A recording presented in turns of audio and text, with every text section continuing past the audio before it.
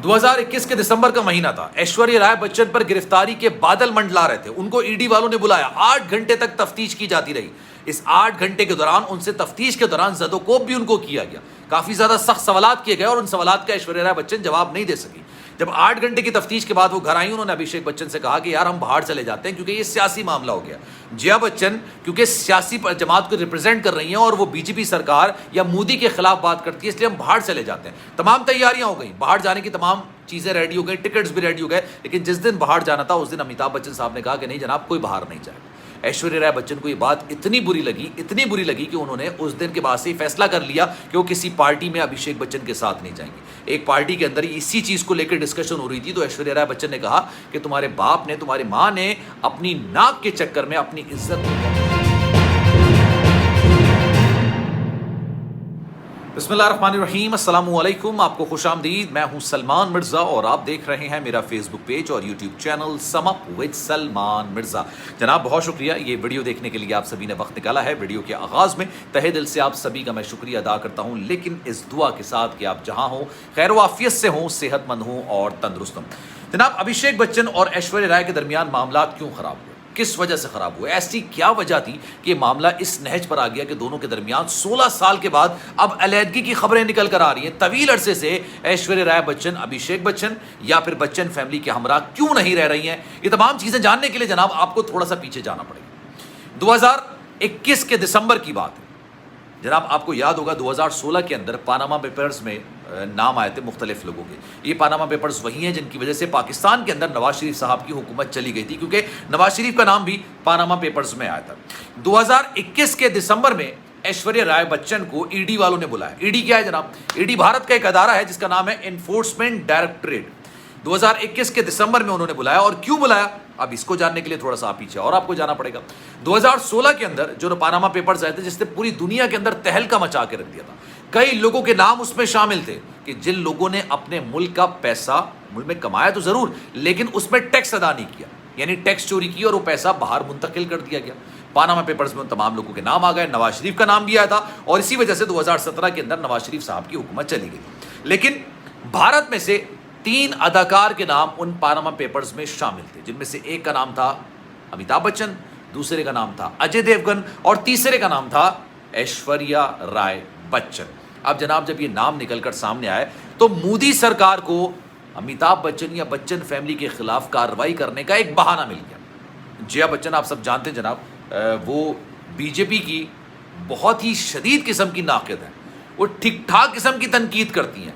वो मोदी सरकार पर, मोदी की पॉलिसीज़ पर दिल खोल कर तनकीद करती हैं। तो इसी वजह से मोदी सरकार को बहाना मिल गया कि किसी तरीके से जनाब ऐश्वर्या राय बच्चन या बच्चन फैमिली के खिलाफ घेरा तंग करना है। आया जनाब 2021 का दिसंबर का महीना।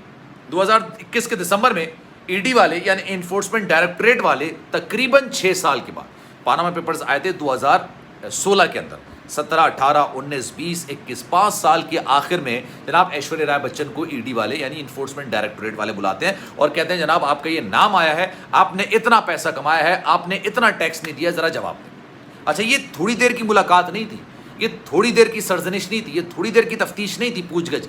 ये 8 घंटे पर तवील मुश्तमिल एक लंबी तफ्तीश थी, लंबी तहकीक। और इस दौरान जो लेडी पुलिस इंस्पेक्टर मौजूद थी ना, उन्होंने ज़दोकोब भी किया था ऐश्वर्या राय को और ये कहा था कि हम आपको दोबारा बुलाएंगे क्योंकि आपके जवाब से हम मुतमईन नहीं हैं। 8 घंटे की तवील पूछगछ के बाद ऐश्वर्या राय बच्चन को जाने की इजाज़त दे दी गई। ये मामला जया बच्चन पार्लियामेंट के अंदर ले गई। पार्लियामेंट के अंदर जब ये मामला लेके गई हैं, उस वक्त उन्होंने ये मामला उठाया कि जनाब मेरी बहू को बुलाया जा रहा है और मुझको धमकाया जा रहा है, धमकी दी जा रही है। तो वहां पर जो हुकूमती रहनुमा बैठा हुआ था उसने कहा कि अभी तो आपकी बहू को बुलाया, अभी आपके शौहर को बुलाना बाकी है। उस वक्त ऐश्वर्या राय बच्चन ने पार्लियामेंट में खड़े होकर ये बयान दिया था कि भारत के बुरे दिन जल्द आने वाले हैं। जब ये सारा मामला चल रहा था तो ऐश्वर्या राय बच्चन ने, अब यहां से शुरू होता है मामला ऐश्वर्या राय और अभिषेक बच्चन के दरमियान इख्तलाफात का। ऐश्वर्या राय ने अपने शौहर अभिषेक बच्चन से कहा कि यार मैं इस मुल्क से बाहर जाना चाहती हूँ, और ये तमाम तैयारी भी हो गई थी।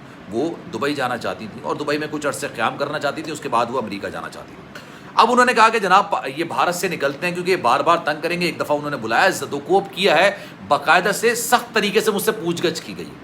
तो यहाँ से निकलते हैं, मुझे दोबारा बुलाएंगे। और क्योंकि सियासी बैकग्राउंड इसका चल रहा है उनकी जो सास हैं जया बच्चन, वो जाहिर सी बात है एक पार्टी को रिप्रेजेंट कर रही हैं, मामला सियासत का हो चुका है, इसलिए हम बाहर चले जाते हैं, जब ये मामला ठंडा होगा तो वापस आ जाएंगे। अभिषेक बच्चन ने इस पर रजामंदी जाहिर कर दी, उन्होंने कहा कि ठीक है जनाब बिल्कुल चलते हैं।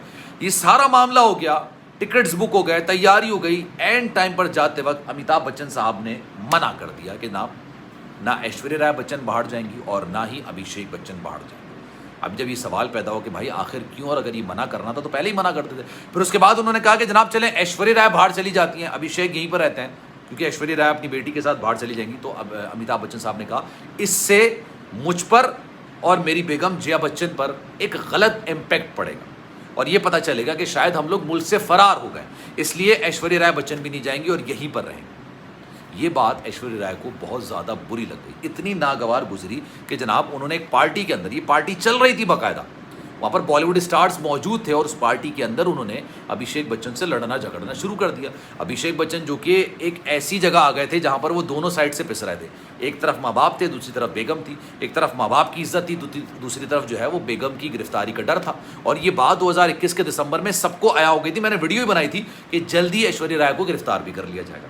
अब ये मामला जब पार्टी के अंदर डिस्कस होने लगा तो लड़ाई हुई, लड़ाई होकर झगड़ा हुआ, झगड़ा इतना बड़ा कि जनाब अभिषेक बच्चन वहाँ से चले गए। वो दिन है और आज का दिन, किसी भी पार्टी के अंदर ऐश्वर्या राय बच्चन और अभिषेक बच्चन साथ नज़र नहीं आते, दोनों साथ नज़र नहीं आते। अभी आपको पता होगा नीता अंबानी और मुकेश अंबानी की तकरीब हुई, कल्चरल सेंटर की इफ्तिताही तकरीब, 2 दिन की ये तकरीब थी, 2 रोज़ा तकरीबात थी, दोनों दिन अभिषेक बच्चन अपनी बेगम के हमरा मौजूद थे। इससे पहले आप आ जाएं, स्टार स्पोर्ट्स की एक बहुत बड़ी तकरीब हुई, उसमें विराट कोहली, अनुष्का शर्मा समेत दीगर लोगों को बुलाया गया था, तमाम क्रिकेटर्स, तमाम एक्टर्स अपनी बेगबात के साथ मदऊ किए गए थे, लेकिन वहाँ पर सिर्फ और सिर्फ अभिषेक बच्चन नजर आए, ऐश्वर्या राय बच्चन कहीं नजर। उससे पीछे आ जाए, एक और तकरीब थी जनाब कियारा एडवाणी की और सिद्धार्थ मल्होत्रा की, इन दोनों की शादी की तकरीब। शादी की तकरीब के रिसेप्शन में बॉलीवुड की हर शख्सियत मौजूद थी, लेकिन नहीं थी तो ऐश्वर्या राय बच्चन नहीं थी, वहाँ पर भी अभिषेक बच्चन अकेले नजर आ रहे थे। ये सारे मामलात हैं जिसकी वजह से लोग अभी बात कर रहे हैं कि दोनों के दरमियान मामला काफ़ी ज़्यादा कशीदा हो गए। और ये बात ऐश्वर्या राय बच्चन को इतनी बुरी लगी कि उन्होंने बरमला इस बात का इजहार किया कि यार ऐसे लोगों के साथ कौन रह सकता है जो कि अपनी इज्जत के चक्कर में, अपनी नाक के चक्कर में अपनी इज्जत को कॉम्प्रोमाइज़ कर देते। ऐश्वर्या राय बच्चन उस घर की इज्जत है ना, जाहिर सी बात है, लेकिन अपनी नाक के चक्कर में उन्होंने अपनी इज्जत को कॉम्प्रोमाइज़ करना शुरू कर दिया। ये बात बाकायदा तौर पर उन्होंने अभिषेक बच्चन और उनकी फैमिली के बारे में बोली और यहाँ से मामला शुरू हुआ है और जो अभी तक चलता चला आ रहा है। और ये पहली बार नहीं हुआ है कि इन दोनों के दरमियान इख्तलाफात की खबरें निकल कर सामने हैं। तो इस पर आपकी राय क्या है, मैं चाहूँगा कि आप सब कमेंट सेक्शन में राय का इज़हार ज़रूर कीजिए। सलमान मिर्ज़ा को दीजिए इजाज़त, ज़िंदगी रही, सेहत रही और आपकी दुआएं रही तो इंशाल्लाह आपसे फिर मुलाकात होगी। ख्याल रखिएगा, अल्लाह हाफ़िज़।